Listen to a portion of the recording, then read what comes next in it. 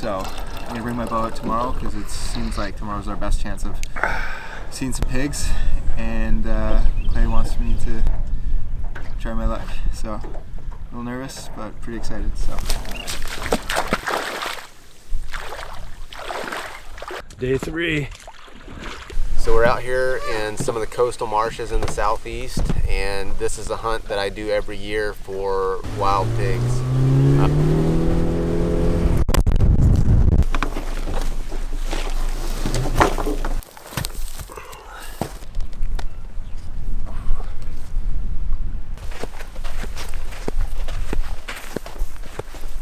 It's an ideal day for hunting hogs.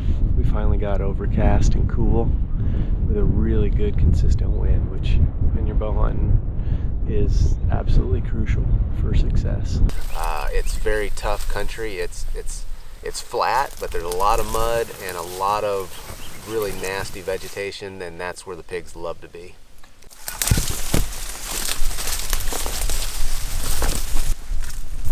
Lots of sign, but it's old. So we've got a new hunter along with us on this trip. This is Xander Budnick. He is brand new to hunting, never been hunting before, and so we're going to try to get him really close to a pig so if we can't get him a shot. But in this country, that can be very difficult. But we're going to give it hell. So like this broken up stuff like this, I really like this because it's open enough, you can see them from far away, but there's enough cover that you can move. You can if you see him, you can get a clump of vegetation between you and him and just like work right into him. Right. But just gotta find him. Got all day. I'm really excited about this one, but in all honesty, I'm pretty damn nervous. But it's something I've wanted to do for almost as long as I can remember.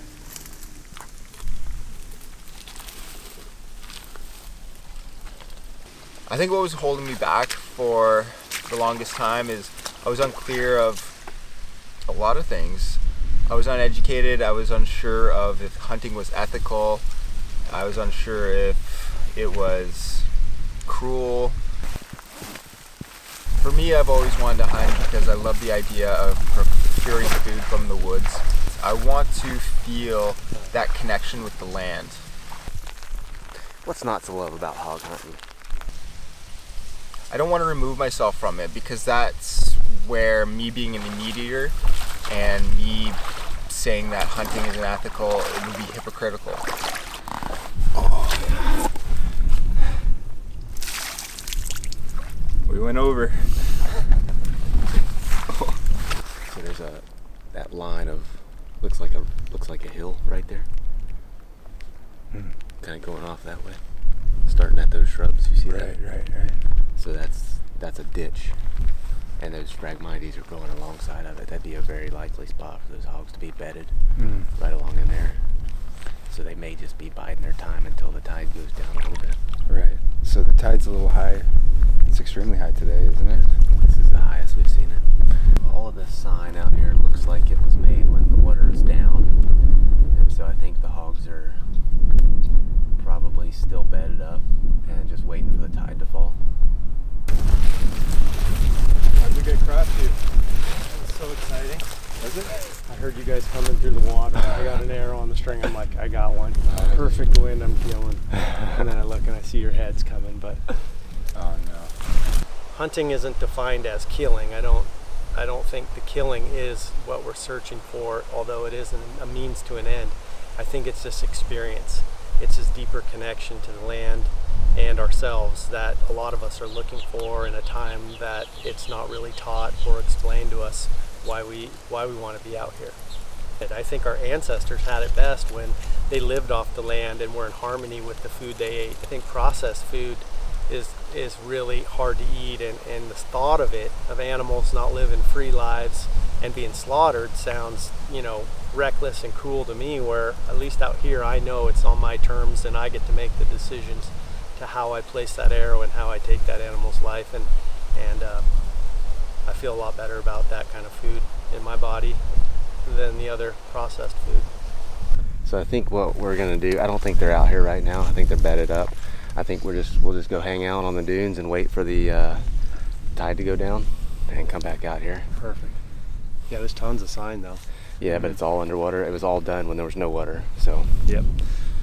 Good call. that there's a big strand of Phragmites. There's a couple of ditches and stuff over here. Yeah. That would be a likely bedding spot for them. Yeah. They can get right on the edge, build those beds, get out of the mud. I could build a little fire and dry out my phone. Yeah, let's do that. That sounds like a great idea. Man, a little fire right now? Yeah. When we come out here and hunt these pigs, and we're hopefully lucky enough to get one, we take that home and that's what we eat. My family eats wild game. That's deer, elk, turkeys, hogs, the things that I hunt. We don't buy meat from the supermarket. And so for us, my family specifically, it's vitally important. And I appreciate the opportunity to introduce this lifestyle to someone like Xander who's never been able to experience it.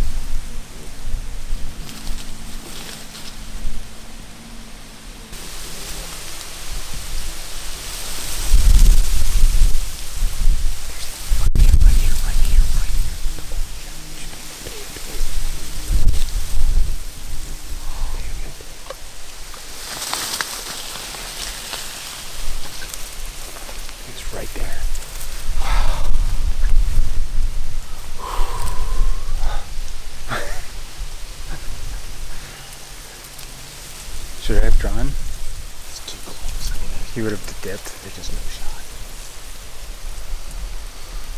Oh, that was big too. That was a big pig. Wow, that was such a cool situation to be in. They were right here, not 10, 15 feet. Well, that's Man, honestly, that was pretty cool. I'm glad we got to see one up close. Me too, man. There was just no shot through all that crap. Yeah. Just gotta wait. I was hoping she was gonna walk right through there, or right this way.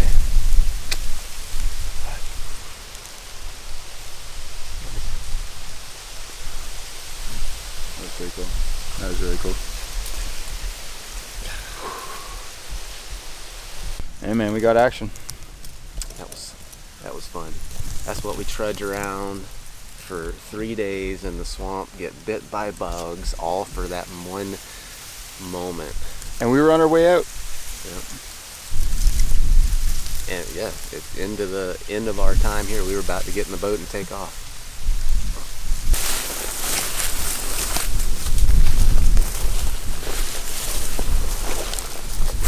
We were within like 6 feet. You were? Yeah, Just now? just now with a big sow. Oh, damn, the Yeah. black one? Yeah, it was huge. Yeah. Like, well, it looked enormous. Yeah. Like, Oh my god. through some brush like this, yeah, I had it notched, and he just came over, looked at us, and Clay's like, wait, don't move.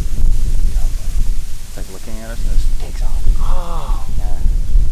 I was on them just over there. So I got the wind. I went back down to come back like you guys just did, which was good. Right. Did you see the same ones we did? I think so. It was just a black sow. And I'm sneaking along this edge, and all of a sudden I'm just like, what is that? Like, I just swear I felt it.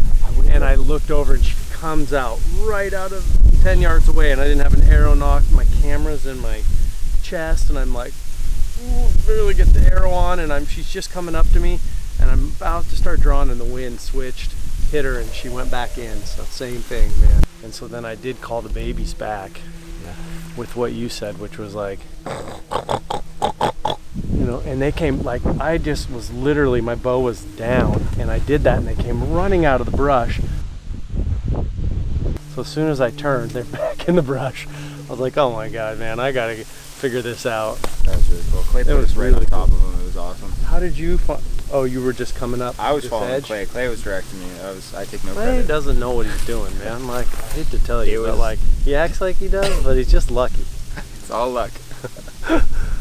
Dang, dude, did you have tension on the string? Not quite. No, Not I yet. was just like, You were just yeah. like, oh, it's Yeah, too close. I was She through. just came out. I mean, she just like walked right into us. I mean, Oh. if she'd have went to the right or the left, Yeah. we'd have had a shot. But she came right to us. Dang.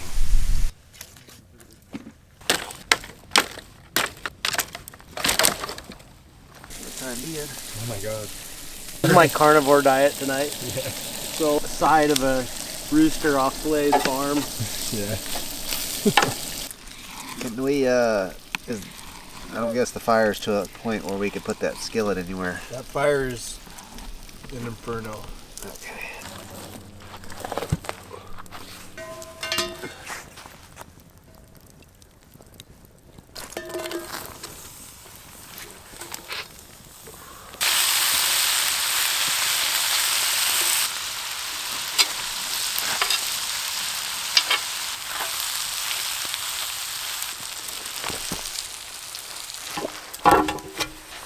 You pretend like I know. You don't know where the Everglades are? No. Alright. How much should I take? 2? There's a bunch of them there. Take a bunch of them. Pretty damn good dream. I don't want to wake up. Yep. Sour cream in a bag. That's smart, man. Oh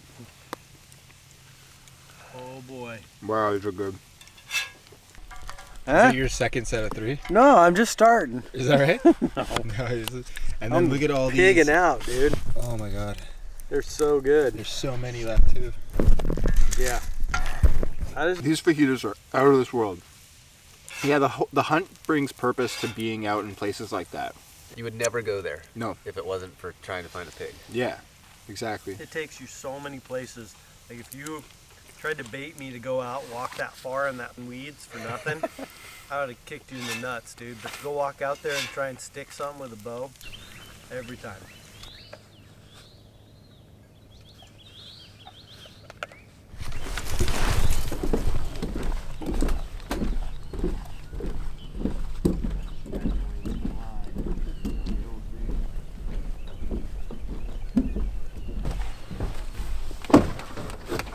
Last day, last chance to get out and catch a hog. We're heading back to the sandy dune area where we had some luck the other day. It's flying solo. Is that right? With One Eye Willie. There you go. Our cat. Oh yeah, should I get my GoPro? Oh yes. Yeah, it's here. It's here. Okay, good. All right, we're going GoPro. For me personally, the more stuff that I have, the more technology that I carry with me in the woods, it just kind of buffers me from that experience. This is where we've seen the most fresh hog sign pretty much the whole time we've been here. It becomes more about the stuff than the actual experience. And so for me, traditional archery is a way to just simplify things. There's less stuff insulating me from nature and the experience. All right, so we're spread out along here. River's back here. Got some sand dunes over here. And then there's this big swath of country where the pigs have been. So they bed in this stuff, this tall Phragmites reed. But there's some stuff out here in front of us where I would expect them to be out feeding. So we're just gonna spread out along here, maybe, I don't know, 75, 80, 100 yards a piece. Just kind of work our way through here. Hope to bump into something. It's a beautiful morning, probably 50 degrees, clear skies, birds are singing. Beautiful day. So this is a really nice pig nest right here. So when it gets really cold, if a sow has real small piglets, she'll mound up grass and they actually root up underneath it, and they'll have a big stack of grass and hay sitting on top of them, keeps them warm at night.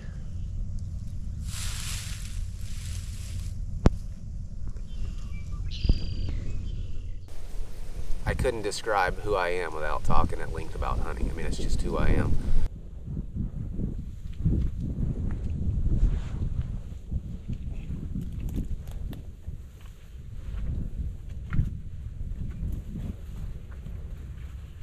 Got a hog right here.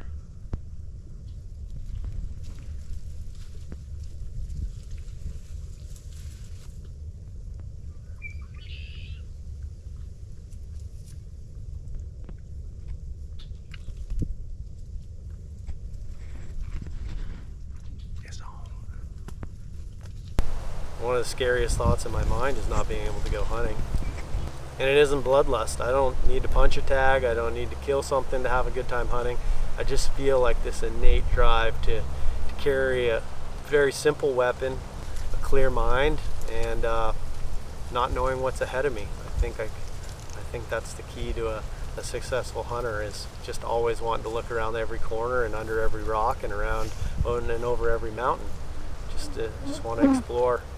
Keep it simple.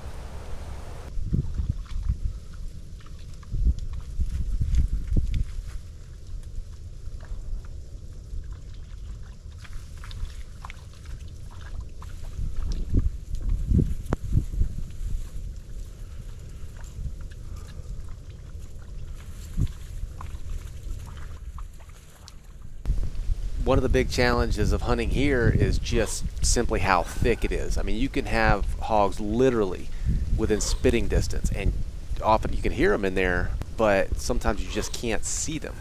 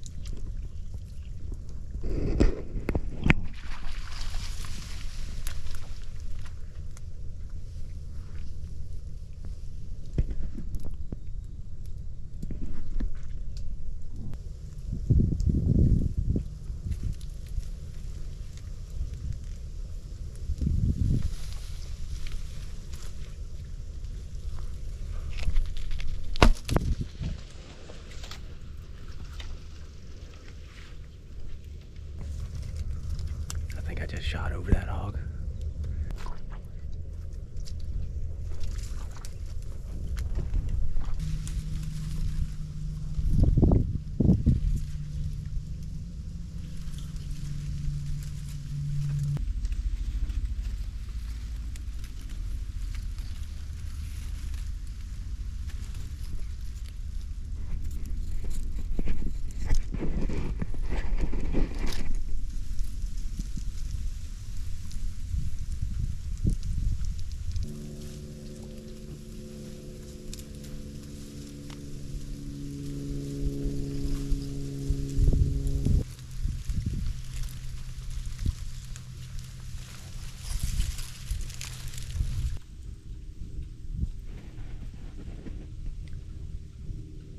There's a big hog, like 12 feet that way, but it's so thick. I can't move. I'm slowly creeping in, but it is super, super thick in here.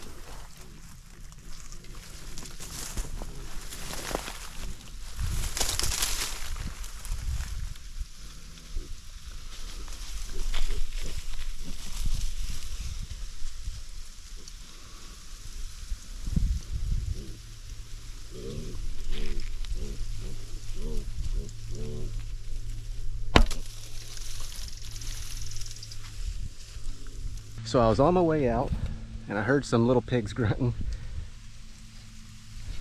Had that little guy go by me. He's not the biggest hog that I saw today, but he will eat mighty fine. This was the last minute of the last day, and we're gonna scald and scrape this hog and cook him whole, and it's gonna be absolutely fantastic. Suckling pig.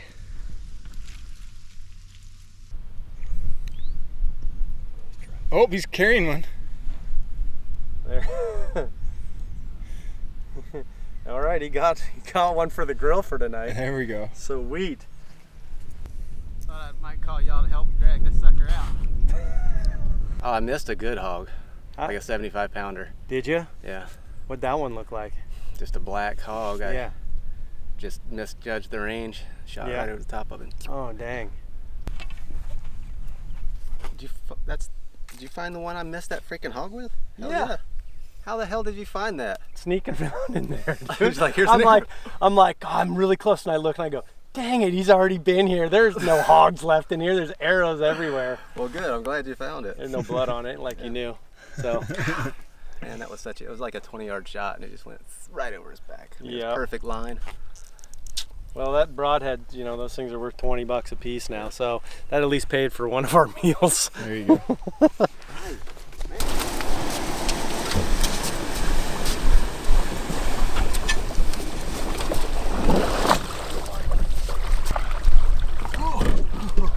There's an edge to grab my arm. I don't want to reef on this knee.